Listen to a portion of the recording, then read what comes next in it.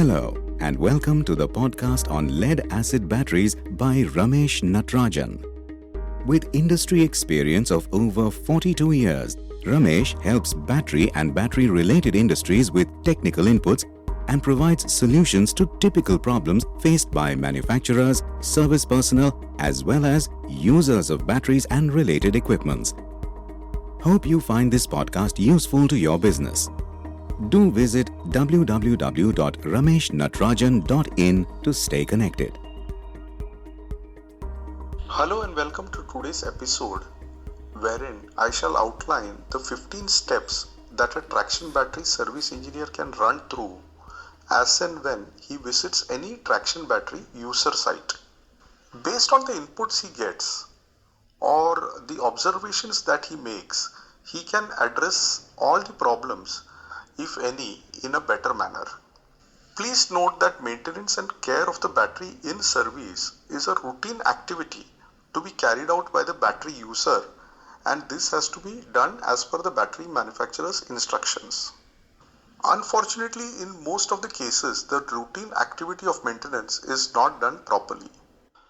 There are rare cases where the battery user does maintain the battery properly, and in such cases the life of the battery is very high and it performs beautifully.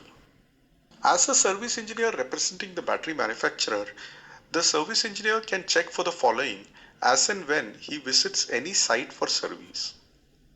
First and foremost, he has to check whether the battery tops are clean and dry and whether overall the battery is well maintained. Second, he has to check whether all the vent plugs are in place and they are fitted properly. Third, whether the trays and especially the bottom of the trays are corroded. This can happen due to overfilling and overflow of the electrolyte. 4.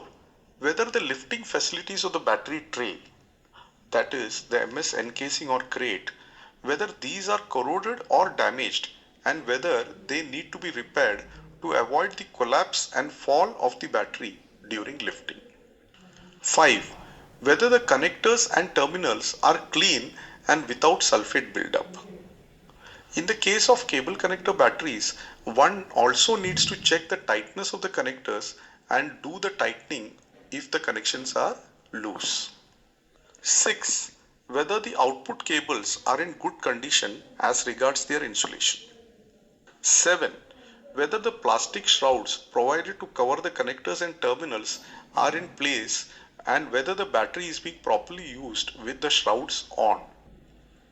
8. Whether the connections between the cable ends and the battery terminals are tight, and in case they are corroded, whether it needs attention. 9. Whether the sockets used are in good condition and whether they fit correctly without any loose contact. This needs to be checked at the battery end, the charger end, as well as the load end. The load end is the vehicle end. 10. Whether the chargers used are of recommended voltage and capacity and whether these are suitable for the battery being charged. 11. Whether the charger is in good condition and whether it has a valid calibration and whether it delivers the current output in line with the desired parameters as recommended by the manufacturer, suitable for the battery. 12. Whether the vehicle is in overall good condition or whether it is drawing a high load current beyond the specified limits on a continuous basis. Now this can happen either due to a fault in the motor or due to the vehicle tires being jammed. So this will need to be checked too. 13. Whether the battery is given an equalizing charge periodically as recommended and whether the records of such equalizing are documented and maintained. 14. Whether the batteries are kept lying in a discharge state for days on end. Lead acid batteries must be given a recharge at the earliest possible opportunity after discharge. 15. Whether the autofill system, if installed on the battery, is working properly. Check whether the system is clogged. Either the pipes are bent, or the vent plug itself is clogged, or the lever which has to actually allow the water in through the vent plug, that may be damaged or not working. The service engineer needs to check the level of electrolyte in all the cells individually to ascertain that the autofill system is working. Now all these 15 observations which I have mentioned, these observations shall help him to plan the way ahead. Once he observes that the crate is damaged or having corrosion at the bottom of the crate, he shall know that it is due to excess topping up of water. This shall also indicate as to why the cell specific gravities are varying. He can then work on the battery by equalizing the specific gravities and voltages.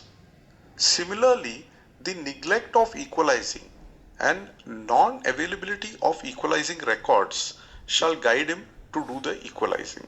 He will then understand that this battery has never been equalized by the customer, and he will then have to take up the equalizing and do this. In case the charger is giving a higher current than what it displays, the service engineer can understand that heating up of the battery is due to an overcharge. On the other hand, if the charger is giving a lower current than what it displays, the battery may be in a repeatedly undercharged state. The signs of sulfation on the battery tops or the terminal connections can also indicate to the service engineer that the battery is not getting its due requirement of charge. A traction battery service engineer usually carries a hydrometer and voltmeter or a multimeter with him. However, if the charger and vehicle parameters outlined above need to be checked, the service engineer shall need to carry a DC clamp meter to measure the DC current at site. I do hope I have covered all the major points in this episode. Please do send me your feedback and suggestions if any. Thanks for listening. Please do visit www.rameshnatrajan.in. Keep yourself updated about our new releases by hitting the subscribe button.